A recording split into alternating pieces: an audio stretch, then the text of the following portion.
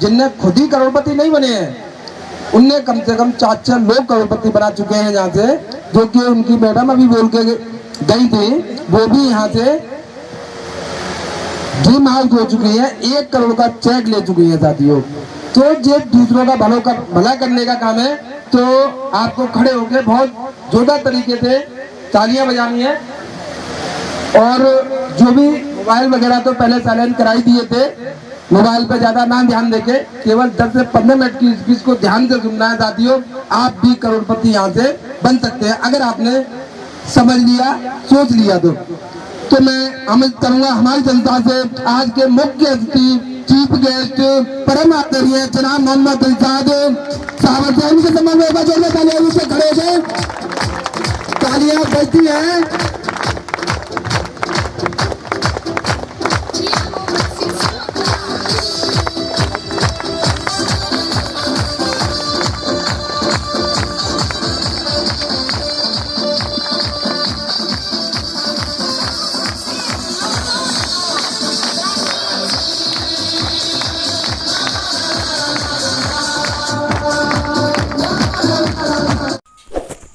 Video को पूरा देखें और चैनल को सब्सक्राइब करें और बेल आइकन बजाएं और आगे की कमेंट करके बस बताएं वीडियो कैसा लगा।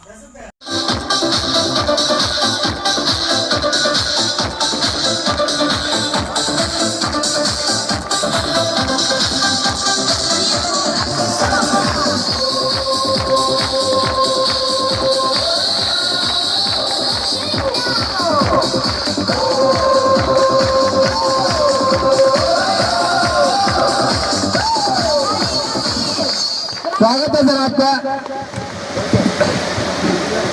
बहुत बहुत शुक्रिया हमारे संचालक महोदय नियर डायमंड स्टार मिस्टर राजकुमार बघेल जी का तहे दिल से शुक्रिया अदा करता हूँ।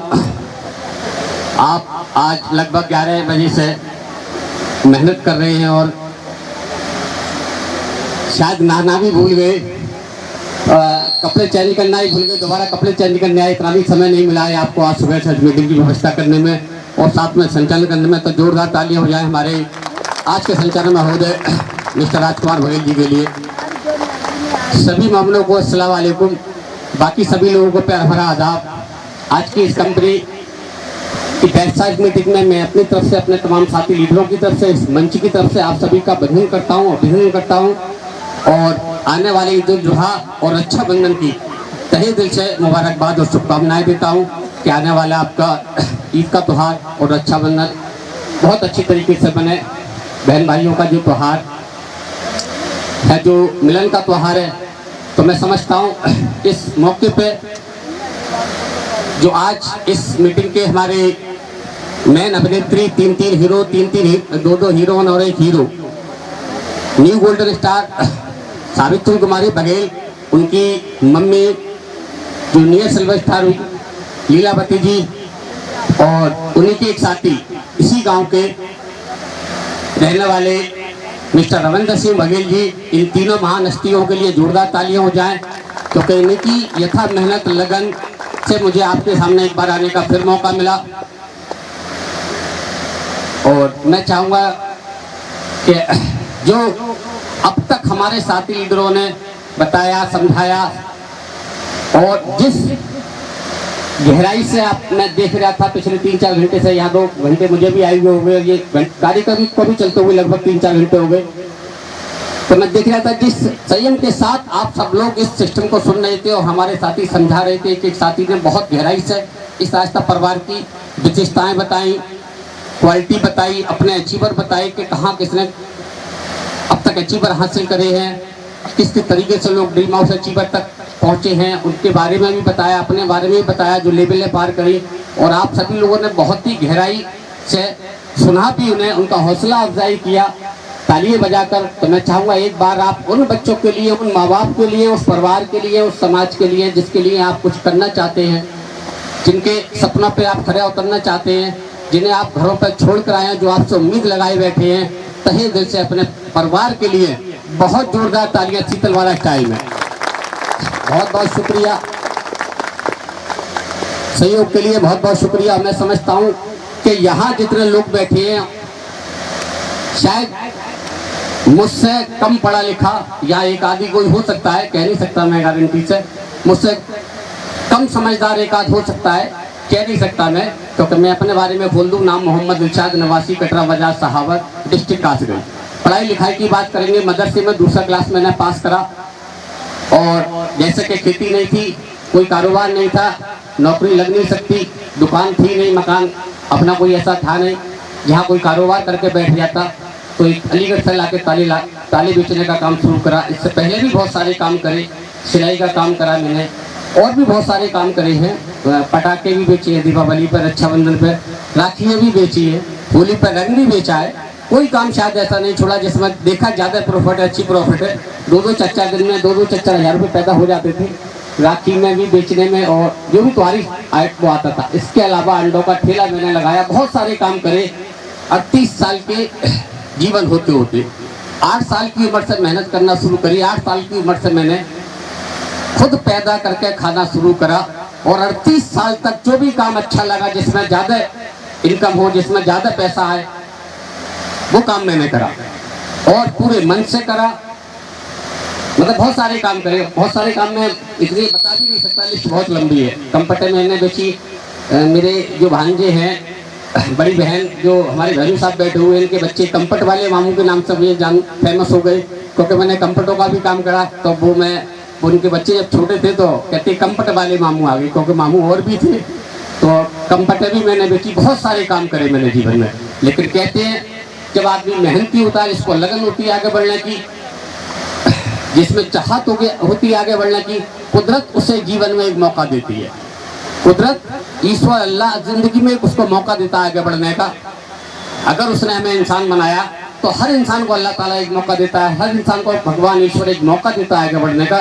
और ये मौका अल्लाह ताला ने मुझे दिया। मेरी 38 साल की उम्र जब हुई, उस वक्त मैं ट्रेन में जब ताले बेच के वापस आ रहा था, तो ऐसे ही एक साहब से मुलाकात हुई अचानक ट्रेन के अंदर, और उनके जरिए मुझे आस्था प्लान मिला, और उस आस्था प्लान ने मेरी जिंदगी में इतना बड़ा बदलाव कर दिया, ये शायद मुझे भी नहीं मालूम था। तो मैं चाहूंगा मेरे सीनियर मिस्टर राजेश कुमार गुप्ता जी के लिए एक बार तहे दिल से जोरदार ताली हो जाए।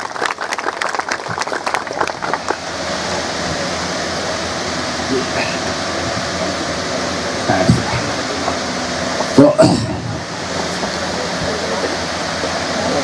इस सिस्टम में लगे हुए, इस आस्था कंपनी में लगे हुए आज मुझे 16 वर्ष पूरे हो चुके हैं।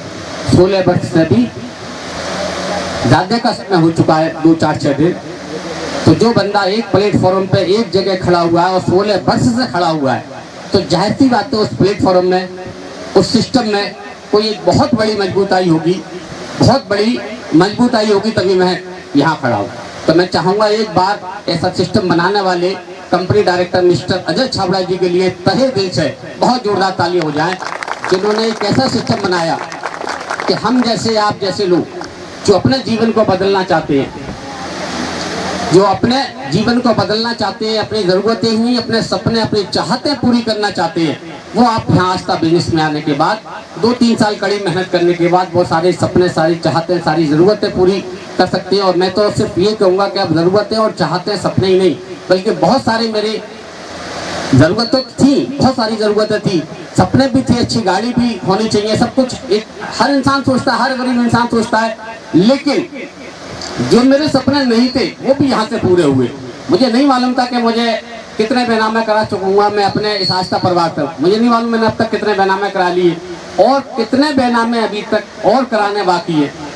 मुझे नहीं मालूम था कभी मेरे नाम से दिलशाद गेस्ट हाउस के नाम से साहौर में एक गेस्ट हाउस खुलेगा, मुझे नहीं मालूम था। मुझे सिर्फ इसलिए आस्था में आया था कि मेरे बच्चे सही तरीके से पढ़ लिख जाएं, मेरी ज़रूरतें पूरी हो जाए, मेरा बुढ़ापे का सारा हो जाए। लेकिन आज मैं आपको बता दूं, एक छोटी सी कहावत है, कभी हम लोग बचपन में कहा करते थे, जो हर गरीब कहता है, मैं नहीं, हर गरीब बोलता है, 90% मैं समझता हूँ, सुना है मैंने हर इंसान, हर गरीब इंसान से, कि हे मालिक भेज दे 56 करोड़ की चौथाई। हे मालिक, जब सुबह उठते हैं कुछ नहीं होता है, हालात खराब होते हैं कि अब ये हालात कैसे सुधरे, तो बस एक ही चीज़ बोलते हैं, हे मालिक भेज दे 56 करोड़ की चौथाई। मैंने भी हजारों बार बोला, जब हालात ज़्यादा ख़राब होते थे। पुरानी सी साइकिल थी जिससे मैं ताले लेके जाता था, वो साइकिल भी कई जगह से बेल्ट थी, उसका चैन कवर और मडघाट भी गल चुका था, जो 55 रुपये का उस वक्त बताया था, आज से लगभग 16-17 साल पहले। तो जब मैं दुकान पर पहुंचा तो मैंने वो 55 रुपए के लिए भी उसको टाल दिया, क्योंकि 55 रुपए के मैं समझता हूँ 2 ताले एक्स्ट्रा लाऊंगा, 55 से 75 करूँगा, 75 से 95। तो इस तरीके से वो दिमाग में चलता था, ये 55 रुपए मेरे बेस्ट जाएंगे, मडघाट के और चैन कवर के बिना साइकिल चलती और मैं चला रहा था। जो बंदा आज से 16, 17, 18 साल पहले 55 रुपए के लिए भी सोचा करता था, वो आज 5500 का तेल फूक जाए, पता नहीं होता मुझे कितना क्या होता है। मैं जब भी घर से निकलता हूँ 10-20 हज़ार रुपये डाल कर निकलता हूँ, और आज ही नहीं, पिछले लगभग 3 साल हो गई, नवंबर में पूरी 3 साल हो जाएंगी, मैं हर दिन घर से 10, 12, 20 हज़ार रुपये जेब में डाल कर निकलता हूँ, और हर दिन शाम तक वो पैसा मुझे खर्च करना होता है। कभी 10,000, कभी 8,000, कभी 5,000। मेरे पड़ोसी कहते हैं कि आप इतनी भाग दौड़ कर ली तुमने, अब क्यों भाग दौड़ कर रहे हो? साथ में सुबह नहा धो के फिर निकल गए। तो मैं कहता हूँ यार कमाल की बात है। एक मेरे दोस्त है, मिस्टर हैं, रफीक अंसारी सामने ही रहते हैं, तो मैंने जब भी निकलता हूँ वो अक्सर टॉक देते हैं मुझे, तो उनकी दुकान बिल्कुल सामने ही। तो भाई रफीक भाई, मैंने तुम्हें कितनी बार समझाया है कि मैं अब पैसा पैदा करने के लिए नहीं निकलता, अब मैं पैसा खर्च करने के लिए निकलता हूँ।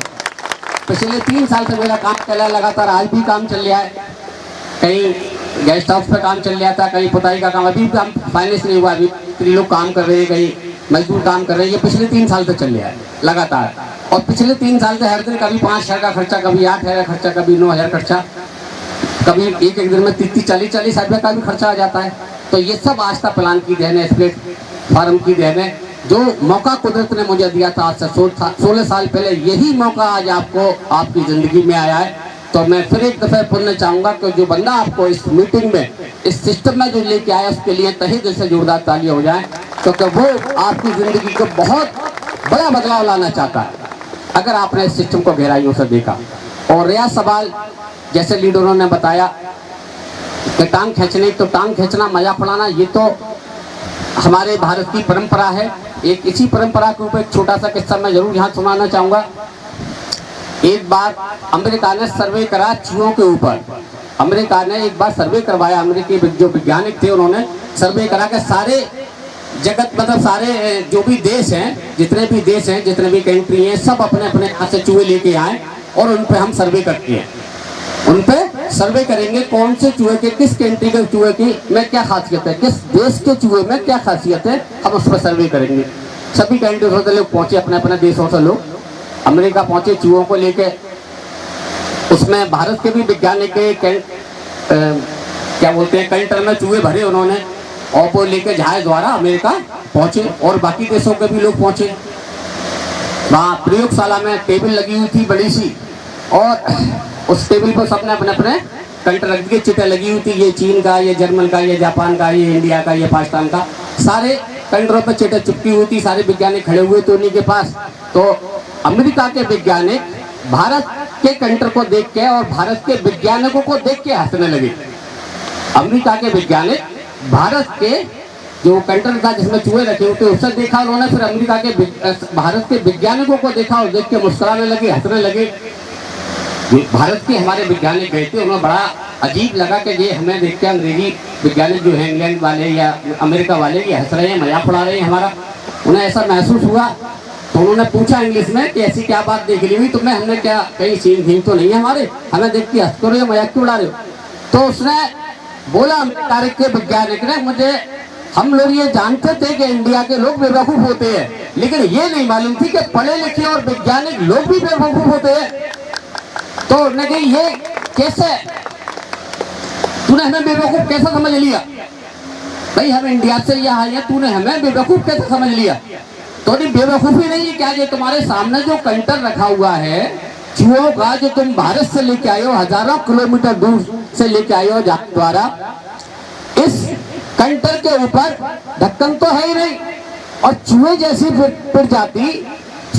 प्रजाति खुले हुए कंटेनर में कैसे रुकी होगी? तुम इंडिया से अमेरिका आ गए, हजारों किलोमीटर दूर सर्वे करवाने अपने चूहों पे, और तुम्हारे उसका ढक्कन खुला हुआ है। तो जानते हैं इंडिया वाले क्या बोले? इंडिया वाले वैज्ञानिक बोले, देखो भाई, हम इंडिया से जब चले थे तो 100 चूहे लेके चले थे। जब इंडिया से इस कंटेनर को लेके चले हैं तो 100 चूहे लेके चले हैं, और इस कंटेनर को आप इसके अंदर जो चूहे हो आप झांक के देखो, ऐसे गिनती करवाओ, अगर पूरे के पूरे 100 ना हो, एक भी इसमें से कम हुआ हो, जो उसका विश्वास देखा, जो इंडिया के लोगों ने बोला, जब अमेरिका वालों ने, तो उन्होंने जब विश्वास से बोला था, अच्छा ये कैसे हो सकता है, मतलब कंटेनर का ढक्कन ही खुला हुआ है और 100 के 100 चूहे गायब ही नहीं हुए जहाज में यहाँ तक आने में। तो खैर वो बहस करने का कोई मसला नहीं था। वो कहते हैं पढ़े लिखे को फारसी की, हाथ कंगन को आरसी का, कुछ कहावत है, तो ठीक है भाई, वो नौकर लगाएंगे, देखो भाई इसमें चूहे हुए हैं कि नहीं, और हैं तो कितने हैं।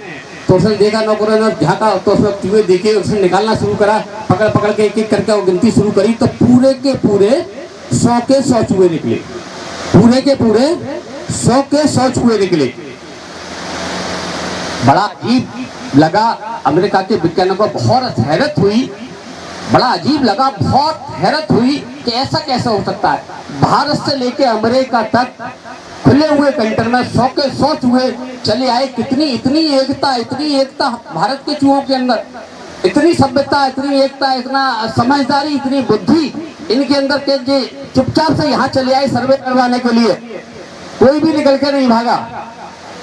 बड़ा अजीब लगा उन्हें। तो उन्होंने जब सवाल धागा उन अमेरिका के वैज्ञानिकों ने भारत वाले वैज्ञानिकों से, तो उन्होंने कहा ये एकता और सभ्यता की बात नहीं है, बल्कि इसमें से 100 चूहे हैं और हर चूहे ने कम से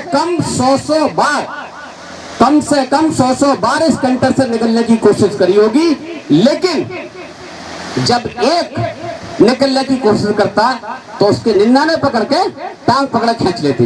हम बहुत अच्छी तरीके से जानते हैं अपने भारतवासी चूहों को कि अगर हम इन्हें खुला भी छोड़ देंगे तो कोई एक चूहा अगर निकलने की कोशिश करेगा तो बाकी के चूहे उसकी टांग पकड़ के खींच देंगे कि बेटा तू आजाद कहाँ होने जा रहा है, तू भी हमारी तरह इसमें कैद रहे। तो हर चूहे ने 100 बार कोशिश करी होगी, लेकिन वो 99 चूहे जब किसी एक के पीछे पड़ेंगे तो वो निकल कैसे जाएगा। तो हमें कंटेनर पे ढक्कन लगाने की जरूरत क्या है। यही हमारे साथ होता है, यही हमारे और आपके साथ होता है। जब मैंने निकलने की कोशिश करी उस कंटेनर से, उस गरीबी के कंटेनर से जब मैंने निकलने की कोशिश करी, तो जो मेरे बहनों साहब बैठे हुए हैं, जब इनके पास प्लान लेके गया था मैं पहले, तो बहनों साहब बोलती है तू ही बन जा करोड़पति, मेरा तो पिंड छूट जाएगा। हर महीने आ जाता है मुझसे पैसे लेने के लिए, जिया दियो 5000, जिया दियो 2000, दियो 8000, क्योंकि हर महीने लगभग महीने में 1-2 बार इनसे पैसा लेने मुझे जाना ही पड़ता था। जब मैं अलीगढ़ माल लेके आता था, क्योंकि जो नफा होती थी वो बीमारी में खर्च हो जाती, मुकद्दमाबाजी में खर्च हो गई। अब माल लाने के लिए पैसे नहीं बचे। जीजा का कारखाना चल रहा था, जीजा की चक्की चल रही थी, स्पेलर चल रहा था, बड़ा कारखाना था, तो दंड वाले पहुंच जाता था सीधा में, और जीजा 8000 की जरूरत है, इतना का माल आना है। जीजा गिनते सोचते और सोचा साची करी और दे दिए। देना तो थे ही है, क्योंकि सारी दुनिया एक तरफ और जोरू का भाई, तो देना तो थे ही होते थे जीजा को, लेकिन वो थोड़ा देखते कि ये बार बार गिरूं देऊं। तो बहरहाल वो 8000 ले जा, और ठीक है मंगल को दे, ध्यान रखिए दे जाऊंगा। कभी 5000, जब भी तालों की जरूरत पड़ती थी। तो जब मैंने आस्था का प्लान अपने जीजा को समझाने पहुंचा, तो जीजा बोले कि तू ही बन जाए करोड़पति, और तू करोड़पति बन जाएगा तो कम से कम मेरा पिंड छूट जाएगा कि दियो जिया 4000, दियो जिया 6000 और 8000, तू ही बन जाए करोड़पति। मैंने चचा को प्लान समझाया। मेरे चचा दुकान चलाते हैं टेलर मास्टर की, और क्या नाम है, कटरा बाजार में पास में ही है।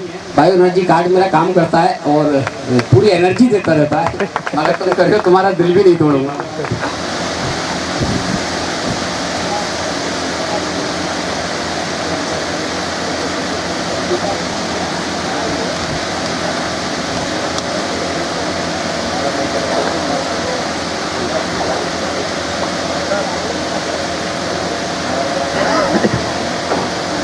तो चचा मेरे सिलाई का काम करते हैं, 35 साल दुकान चलाते हुए उन्होंने, और शायद पुराने ज़माने में उन्होंने हाई स्कूल इंटर कर लिया चितारा टेलर के नाम से। कटरा बाजार के अंदर जहाँ मेरा घर है वहीं उनकी दुकान भी है, थोड़ा हट के। चचा के पास पहुँचा, काउंटर पे जो कटिंग करने का काउंटर होता है उस पर मैंने उन्हें अपनी किताब ब्रोशर खोला आस्था का, और ब्रोशर खोलने के बाद उन्हें बताया पूरा सिस्टम। और वो 14वीं स्टेप तक आई, तभी उन्होंने 15वीं स्टेप में मैंने और बताया भी अच्छा 14वीं पे ये 15वीं पे, जैसे ही 15वीं पे हटाया तो मेरा उधर से हाथ रोक लिया कि भतीजे बस इतना ही बहुत है, आज तक में बहुत कुछ मिल गया, तुम इससे लग गई हो। मैंने हाँ हम लग गए कि अब तो तुम्हें ये 6 लाख वाला चेक मिलेगा तो तुम कार खरीदो क्या? मैंने हाँ साहब बिल्कुल लेंगे, सभी लोग लेते हैं, सभी सीनियर ने लिए। तो बस उसी कार में हमें बैठ जाएंगे, हमें क्या करना करके और तुम ही करोड़पति बन जाओ। एक खानदान में एक करोड़पति हो जाएगा तो समझ लो सबका कल्याण हो जाएगा। और हमें क्या करना, और जल्दी से उठाओ उस किताब को, जल्दी अपने बस्ती में रखो और हमें कटिंग करनी है। पड़ोसी के पास गए, उसने भी यही जवाब था, जो भी बोलता था वो एक ही चीज बोलता कि दिलशाद मियां तुम बन जाओ पहले करोड़पति, पहले तुम बन जाओ करोड़पति। तो कहती है ना, एक वक्त ऐसा आता है 24 घंटे के अंदर जब आदमी रात दिन लगा रहता है और हर इंसान एक ही चीज बोल रहा होता है कि पहले तुम ही बन जाओ करोड़पति। तो 24 घंटे में कोई ऐसा क्षण आता है, ऐसा पल आता है, तो जिस पल हमारे जबान पर सरस्वती जी बैठी होती है, या हम लोगों में कहते हैं कभी कुदरत वो चीज को कभी मंजूर कर लेती है, तो ऐसा पल आता है कभी।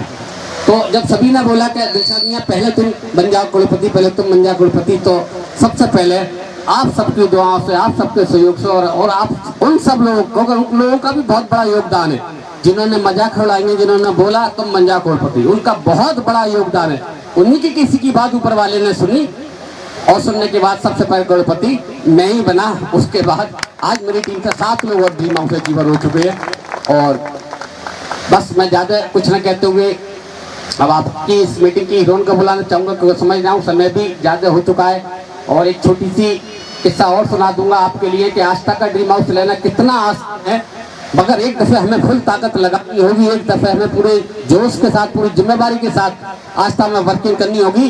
और जितना आसान आस्था का प्लान है, मैं समझता हूँ उससे शायद कोई भी इससे आसान काम कोई दुनिया का ऐसा काम नहीं है, मगर हमने सिर्फ अपने पैरों में बेड़ियां डाल रखी है, एक जंजीरें डाल रखी है। जैसे आपने देखा होगा एक महावर होता है, महावर हाथी को पालने वाला। हाथी जब छोटा होता है, छोटा सा बच्चा होता है, जब वो पैदा होता है हाथी